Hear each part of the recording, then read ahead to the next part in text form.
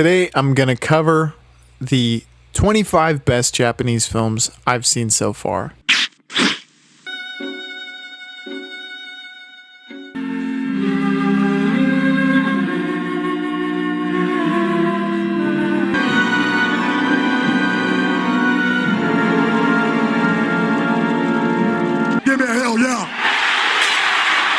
Much like South Korea, Italy, France, and Hollywood, Japan is one of the epicenters of amazing film. For fans of samurai films, you've certainly seen some of the best this country has to offer, but it also has tremendous animated films as well as films set in modern day. Starting with number 25, we have an entry from Shinya Tsukamoto, a director with whom I'm crazy about, by way of Bullet Ballet. For those unaware of Sakamoto's style, you know that he has chaotic edits, fast-paced storytelling, and tremendous visuals. Bullet Ballet is perhaps the most story-driven film I've seen from him and is marked by also being his bleakest and most depressing. We're staying with Sakamoto again, going into his horror film, Kotoko, for number 24. This film is one of the creepiest films I've ever seen. Coco, the lead actress in this film, has a face that makes her seem genuinely unhinged in this movie, which is only hammered home by the intense moments that take place in this film. This wasn't the film that made me fall in love with Sakamoto, though we will get to that soon, but was one that helped illuminate how good a director he is. We're now into Akira Kurosawa territory, and trust me, you're going to be sick of hearing that name by the time this video ends, as he has a lot more entries on the way. But starting here at number 23 is Stray Dog. Stray Dog impressed me for Takashi Shimura's performance, as he is usually the glue holding things together rather than the standout, though Toshiro Mifune is also great in this film, which brings me to a slight delay in the action. I would like to ask you watching this video right now, to please subscribe to the channel and hit that bell icon, as I plan to cover Mifune in a future video that I don't want you to miss. I also have tons of videos covering amazing movies that you'll want to watch as well. So please, from the bottom of me heart, hit that subscribe button. I love the covering of the dichotomy between cop and crook with this one, along with the covering of the nature of evil. Up next is Drunken Angel at number 22, where again, Shimura outdoes Mifune, in my opinion, though they're both still great. It is ultimately this film that does show Mifune in a light where he will soon flourish. A rebel fighting against the tide. The relationship between Shimura and Mifune is what makes this film so special and why it ranks on this list. We're now dipping back into Sakamoto territory for the last time, unfortunately, with Tokyo Fist at number 21. This was the film that begun an infatuation with Sakamoto for me. The editing was frenetic, the violence a spectacle, and the action never ending. The gore makes this film special for me, as I'm kind of a sick puppy, but it has incredible action and storytelling that make it more than just gore. Which is likely, or me being a sick puppy, I should say, is likely why I had to include our next entry, Audition, at number 20. Takashi Miike, the director, is known for unsettling films, and I hope to see more of them in the future. Audition is no exception, as this film has intense violence and gore. It's scary in a terribly unsettling way, and quite frankly, it's one of the great horror works that I've ever seen. At number 19, we have Throne of Blood, our first samurai film on this list, though it will not be our last. Throne of Blood is a massively critically acclaimed period piece, which serves as a resetting of Macbeth and for good reason, and I'm referring to why it's so critically acclaimed. The visuals are beautiful, even in black and white. Toshiro Mifune is absolutely on point, and the story is tremendous and brilliant. Obviously, when you're using the source material of a Shakespeare, Bill Shakespeare, the story is going to be pretty good, but it does show what Kurosawa was capable of as being able to kind of retell this classic story. Up next, we have another Kurosawa film set in feudal Japan starring Mifune, that being number 18, The Hidden Fortress, where Throne of Blood was inspired by Macbeth mumble mouths here. It is thought that this film, The Hidden Fortress, inspired Star Wars. While I do agree this has many similarities that are hard to explain away, this film stands out independently from that notion. This film, as is needed for these period pieces with samurai, has engaging storytelling and great action. And it sets itself aside from the pack through those two elements. Up next is a spectacle for sure, in the second film from Takashi Miike, 13 Assassins. Miike is well known for his kind of disturbing content, I would say, and gore plays a part in that for sure.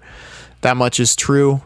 But he gets to unveil these creative action sequences in a battle, which I think really allows him to shine in a special way. The action in samurai films is always something looked forward to, at least by me, but this film goes above and beyond in that aspect. To make this film even better, it has a cool structure to the story, a great cast of characters, and a really sick ending. We're going back to Kurosawa for number 16, but this time Kiyoshi Kurosawa with Cure. This is a film I covered in depth with Matt on my channel, and one that deserves a deep analysis because its story is so complex. So check that video out. I freaking love this film in so many ways, but mostly because of how thought-provoking it is. I don't want to give too much away, so watch the discussion if you want more, but this is a unique story executed to the max. For number 15, we have Perfect Blue, a film that went on to inspire Black Swan. This psychological thriller blends fact and fiction in such a way that it is dizzying. I was left with so many questions after this film ended. I do think it's really interesting the way that this film looks at the impact of childhood stardom, and I think it displays how disruptive and dizzying and maddening, for maybe the most suitable word, that could be on the psyche of a person, which really makes this film great in my opinion. For number 14, we have Ikiru from the great Akira Kurosawa. This is one of the highest rated films on Letterboxd, ranking at number 14 for all feature films. The moving story about a man near the end of his life trying to make a difference is heartwarming and touching. The emotional impact of this film is what makes it stick with you long after it finishes. Coming in at number 13, we have Sanjuro by Akira Kurosawa again. This is the sequel to Yojimbo, a film that will be coming up later on this list. This has a really neat ending that makes it a film I really enjoyed, but what solidifies this movie and Yojimbo, to be frank, is Mifune's titular performance as the lead. It's another great example of how skilled a writer Kurosawa is. Coming in at number 12 is Goyokin by a new director for this list, Hideo Gosha. Akira Kurosawa and Toshiro Mifune have certainly got a ton of talk in this video, but Tetsuya Nakade shows in this film how damn good he is. This film has all the hallmarks of tremendous samurai film, great action, and violence highlighted by the amazing blood that is artistically strewn about the screen. The rich color this film has to offer further solidifies it as a classic film that leaves a lasting image in my mind. For number 11, we have Samurai Rebellion by Masaki Kobayashi for his first appearance on this video. Kobayashi easily could have showed up earlier on this list with Quiet Anne, as quite frankly, one of the stories in that anthology is like something I absolutely love, and it's of course the one that inspires the poster of the film. But Samurai Rebellion is just another example of Kobayashi's brilliance. The ending of this film is amazing in my opinion, damn near perfect from the sword fight to what comes after. It is an absolute must-see for fans of samurai films. Cracking into the top 10 is The Sword of Doom from Kihachi Okamoto. This is another reason why Tatsuya Nakade is one of the greatest actors of all time. The cinematography is absolutely phenomenal in this film and makes this black and white film stand out visually. The action in which swarms of combatants are mowed down are iconic, but Nakade's kind of bubbling, subtle, stewing under the surface to completely unhinged range in this film is what really solidifies it in my mind. Number 9, and we're finally onto the previously mentioned Yojimbo by Akira Kurosawa. This is an amazingly crafted story and one that would go on to inspire Sergio Leone's A Fistful of Dollars. Mifune is a samurai character that is intriguing, and Nakade is menacing and sinister in his role. I love this ending, and this is yet another quintessential samurai film. For number 8, I'm lumping the entire Human Condition Trilogy together by Masaki Kobayashi. And all three would have made this list, so it just feels more suitable to lump them together and give more films an opportunity on the list, I guess. But the entire series ranges from great to masterful to something I love. The ending of the series is so good, but it doesn't do justice to just highlight that when we have an arc from Kaji played by Tatsuya Nakade that is absolutely tremendous, that goes on throughout the entire trilogy.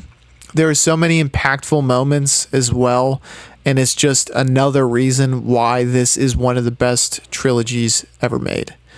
For number 7, we have Akira by Katsushiro Otomo, and I think I nailed that pronunciation, honestly. This is our second and final animated film on this list, and it is my favorite animated film of all time. The story is great, but the visual style is what makes this film stand out most for me. I freaking love the aesthetic of this film and would recommend it to any fan of animation. As is tradition, we are making our way back to Akira Kurosawa for high and low at number 6. This is a very good reason as to why myself and countless others love this film. Or there is very good reason, I should say. The cinematography is some of the best of all time, with fluid blocking and motion to tell the story physically while it's unfolding. Beyond the skill behind the camera, we have an intriguing story that is told to perfection. While the samurai epics will always have a special place in my heart, this contemporary piece from Kurosawa is one of my favorites of all time. We are now into the top 5.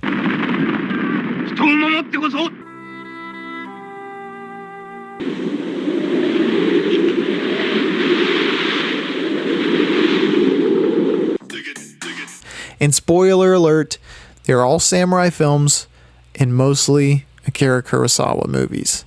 For number 5, we have Ran by Akira Kurosawa. Many have said that Kurosawa was deeply inspired by the visual style of Sergei Eisenstein, specifically what we see in the stair scene in Battleship Potemkin. Always have trouble pronouncing that. And this film shows great examples of that. While some of Kurosawa's best works are done in black and white, boy oh boy does he truly blow you away when he has color at his disposal. The large set pieces of this film are mesmerizing and truly a sight to behold. Coming in at number 4 is Rashomon by Akira Kurosawa. The acting is great, as is the cinematography, but what really needs to be commended is the narrative. Rashomon is groundbreaking for its narrative style and the thoughts it provokes as to the subjectivity of truth in this narrative structure. From a film history perspective, it's required viewing. From an amazing film perspective, it is absolutely recommended. For number 3, we break away from the Akira Kurosawa show for a moment with Harakiri by Masaki Kobayashi. To steal a quote from my mad lad film junkie, this is one of the tightest screenplays to ever meet film. The story is supremely told, has intense and memorable moments, and amazing samurai action. I've seen many great screenplays, but this is one that may honestly be the best ever. Coming in at number 2, we have Kagemusha by Akira Kurosawa. Take what was said about Ran, and nearly everything still applies. The great use of color is on full display, and I will say, I slightly edge this out over Ran as far as the aesthetic goes. Beyond that, I truly love the story that is at play here. Epic is a word that is often overused, but it certainly applies here appropriately, and also for our number 1 entry. And what else could it be but Seven Samurai by Akira Kurosawa? This is a film that is untouched in its cinematography and shows the inspiration from Sergei Eisenstein. We get countless great performances, but Toshiro Mifune puts on a performance of a lifetime in this film. We then get a resolution that leaves us to ponder the message of this film long after it's done running. Without this film, there wouldn't be samurai films as we know this, in my opinion, and for that, this film gets my utmost respect. I'm positive I missed a great number of Japanese films that should have been included, so I'm going to need everyone's help. Let me know down below all of the Japanese films that you think are the greatest of all time, because I'm going to enjoy watching them, and it'll help me make a redux version of this video that is even better. I appreciate your help. I am very, very appreciative at you watching this entire video and subscribing to the channel, because it helps me more than you'll ever know, and it really fills my heart with joy. So, again, hit that subscribe button and bell icon so you don't miss what's coming up next, and I will catch you on the Flippy Floop. Bye, y'all.